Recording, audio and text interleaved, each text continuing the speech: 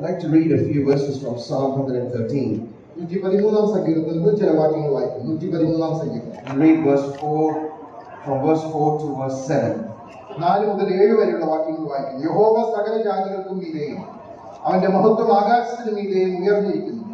ഉന്നതത്തിൽ അധിവസിക്കുന്നവനായി നമ്മുടെ ദൈവമായ യഹോവയ്ക്ക് സദൃശൻ ആരും? ആകാശത്തിലും ഭൂമിയിലുമുള്ളവ അവൻ കുനിഞ്ഞു നോക്കുന്നു. അവൻ എളിയവനെ കുടിയിൽ നിന്ന് എഴുന്നേൽപ്പിക്കുകയും ദരിദ്രനെ കുപ്പയിൽ നിന്ന് ഉയർത്തുകയും ചെയ്യും. There is in particular mention in verse 5 and verse 6 we read, the psalmist says, "Who is like unto the Lord our God, who humbleth himself to look upon the poor?" 5-6 വാക്യങ്ങളും ഇങ്ങനെ വായിക്കുന്നു. ഉന്നതത്തിൽ അധിവസിക്കുന്നവനായി നമ്മുടെ ദൈവമായ യഹോവയ്ക്ക് സദൃശൻ ആരുള്ളൂ? ആകാശത്തിലും ഭൂമിയിലുള്ളവ അവൻ കുനിഞ്ഞു നോക്കുന്നു.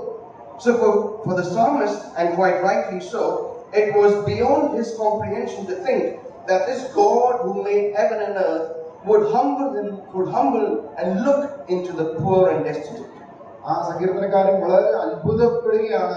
സകലത്തെയും സൃഷ്ടിച്ചവനായ ഉന്നതനായ ദൈവം ഈ ഭൂമിയിലേക്ക്, തന്റെ സൃഷ്ടിയിലേക്ക്, മനുഷ്യരിലേക്ക് അവൻ കുനിഞ്ഞു നോക്കുന്നു, താഴ്ന്നു വരുന്നു എന്നുള്ളത് അത്ഭുതത്തോടുകൂടി നോക്കുകയാണ്. Now here's another interesting aspect.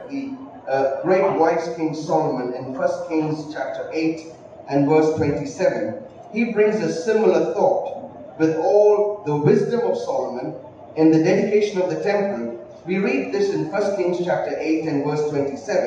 1 രാജാക്കന്മാരുടെ പുസ്തകം 8-ാം അധ്യായത്തിന്റെ 27-ാമത്തെ വാക്യത്തില് അവിടെ ശലോമോൻ രാജാവ് ഇതിന് സമാനമായ ഒരു വാക്ക് പറഞ്ഞിരിക്കുന്നതായിട്ട് നമ്മൾ വായിക്കുന്നു. 1 രാജാക്കന്മാർ 8-27-ാമത്തെ വാക്യം. എന്നാൽ ദൈവം യഥാർത്ഥമായി ഭൂമിയിൽ വസിക്കുമോ? സ്വർഗത്തിലും സ്വർഗാതിസ്വർഗത്തിലും നീ അടങ്ങുകയില്ലല്ലോ. പിന്നെ ഞാൻ പണിതിരിക്കുന്ന ഈ ആലയത്തിൽ അടങ്ങുന്നത് എങ്ങനെ? So here's Solomon again, in all of the wisdom given to him, he asks this ultimate question: will God actually dwell upon the earth? ശലോമോൻ ദൈവം കൊടുത്തുള്ള എല്ലാ ജ്ഞാനത്തിലും ചോദിക്കുകയാണ്, ദൈവം ഇങ്ങനെ ഭൂമിയിൽ വസിക്കുമോ എന്ന്.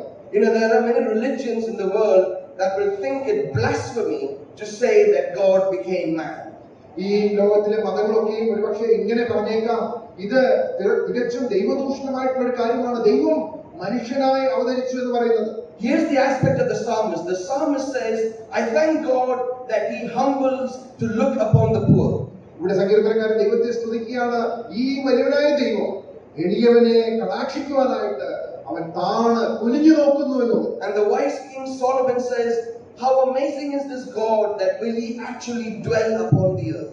ഈ ദൈവം എത്ര വലിയവനാണ്, ഈ സ്വർഗാദി സ്വർഗങ്ങളിൽ വസിക്കുന്നവനായ ദൈവം മനുഷ്യരോടുകൂടെ വസിക്കുന്നു എന്നുള്ളത്. You know, when we gather here this morning, രാവിലെ നാം ദൈവത്തെ ആരാധിക്കാനായിട്ട് ഒരുമിച്ച് കൂടിയിരിക്കുമ്പോൾ, not only is the thought in our hearts and minds that God humbleth to look upon us, ദൈവം നമ്മെ കടാക്ഷിച്ചു നമ്മെ കുനിഞ്ഞു നോക്കുന്നു എന്നുള്ളത് മാത്രമല്ല, but so much so that God has humbled himself to come in the person of his son.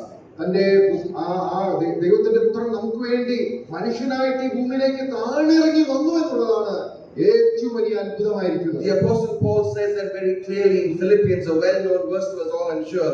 In Philippians chapter 2, verse 8, the Apostle Paul says, and being found in the fashion of a man, he humbled himself and became obedient unto death, even the death of the cross.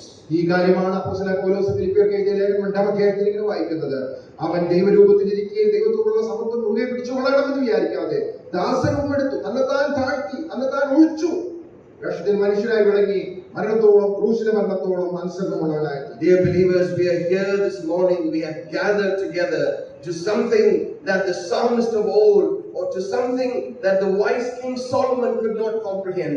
But here we are this morning to worship God who became man and provided for us this work of saving grace. ഇവിടെ സങ്കീർത്തനക്കാരൻ ദൈവം, ആ ഉന്നതനായ ദൈവം മനുഷ്യനെ കുനിഞ്ഞു നോക്കുന്നു എന്നുള്ളതും, അതുപോലെ ശലോമോൻ രാജാവ് ദൈവം ലോകത്തിൽ വസിക്കുന്നു എന്നുള്ളതും അത്ഭുതത്തോടുകൂടി പറയുമ്പോൾ, ഇവിടെ ഇതാ ഒരു കൂട്ടം ദൈവജനം ആ വലിയവനായ ദൈവം നമ്മെ സ്നേഹിച്ചത് മുഖാന്തരം തന്നെത്താൻ താഴ്ത്തി ഈ ഭൂമിയിലേക്ക് താണിറങ്ങി വന്നു എന്നുള്ളത് നമ്മെ ദൈവത്തെ ആരാധിക്കുവാനായിട്ട് പ്രേരിപ്പിക്കുന്ന ഘടകമാണ്. Let us therefore fully appreciate the privilege that we have come to gather here this morning, and as we worship God in spirit and in truth, may we give thanks and glory to Him, our Lord and Savior Jesus Christ, and return unto Him the worship and praise due unto His name. നമ്മെ സ്നേഹിച്ച് നമുക്ക് വേണ്ടി ഭൂമിയിലേക്ക് താഴേക്ക് വന്ന ആ ദൈവപുത്രനെ നമുക്ക് ആത്മാവിലും സത്യത്തിലും ആരാധിക്കാം.